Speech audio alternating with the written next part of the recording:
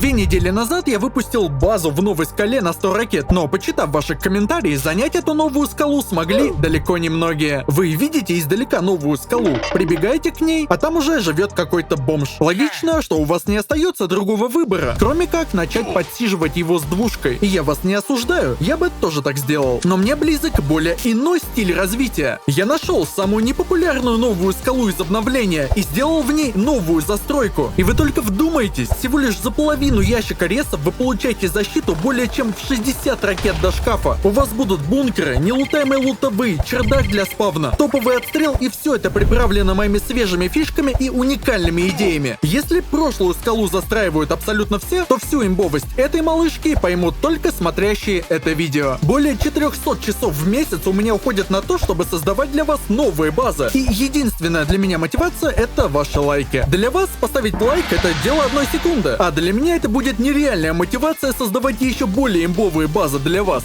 Спасибо. И сейчас я покажу вам все это изнутри. Перед тем, как вы увидите все внутренности этой базы, держите у себя в голове тот факт, что ее возведение стоит сущие копейки. И все, что вы увидите далее, осилит даже новичок. Это дом в скале, и чтобы база была более защищенная, я делаю выход с одной стороны. И я думаю, понятно, что когда вы делаете выход с одной стороны, вам обязательно нужно защититься от доркемперов. В моем случае я все продумал. Подсидеть вас с двушкой с этого выхода будет нереально. Также, если вам понадобится убить кого-то спереди базы, то у вас не возникнет с этим абсолютно никаких проблем, потому что у вас будут такие отстрелы с каждой стороны. Но еще прибавьте, что у вас в этом месте будет 2 турели стоять с 2 сторон. Плюсом ко всему, у вас здесь будет еще такая отстрелочная позиция. И даже если кто-то заберется на ваш атмосферный домик в скале, то отсюда вы сможете выяснить с ним все интересующие вас вопросы. И я думаю, понятно, что этот дом я старался сделать как можно более симметричным. А значит, с противоположной стороны я сделал то же самое. И если вас играет как минимум 2, то это станет реальной проблемой для тех, кто будет вас подсиживать. Ну и теперь давайте пойдем уже дальше, вглубь базы. Здесь нас сразу встречает длинная шахта к центру скалы. И вы только посмотрите, сколько здесь у меня уместилось гаражных дверей. Еще и турель в конце всего этого дела стоит. До первых ящиков в этой базе нужно будет взрывать либо 7 гаражек, либо ломать МВК стенку. А тратить как минимум 15 ракет для получения доступа к скидочным ящикам для всякого мусора, ну, такое. За МВК дверью у нас уже есть выбор, куда идти. Например, с правой стороны у меня находится нелутаемая лутовая за магазином. Вы просто разворачиваете магазин, и у вас появляется доступ к 2 большим ящикам. Снаружи до этой нелутаемой лутовой как минимум 2 стенки, одна из которых МВКшная, а это уже как минимум 22 ракеты. С левой же стороны у меня находится подъем на чердак. Он у меня выполняет функцию вашего основного спавна в этой базе. Здесь помещается 2 кровати, куча ящиков, а также аккумуляторная комната. Там помещается сразу 2 аккумулятора, собственно, почему бы и нет, если есть возможность. Ну и теперь давайте пойдем уже дальше вглубь этой скалы. Чтобы дойти до первого МВК бункера, рейдеру придется потратить как минимум 30 ракет, либо по стенам, либо по дверям. Чтобы вам открыть этот бункер, вы должны просто встать на спальнике внутри этого бункера, после чего от вас требуется просто сломать вот эту полустенку. Как только вы это сделаете, бункер откроется, и вы можете спокойно выйти. И внутри этого бункера у вас будет еще одна лутовая, спальники, несколько электрических печек и, само собой, куча дверей, которые вы можете закрыть в любой момент.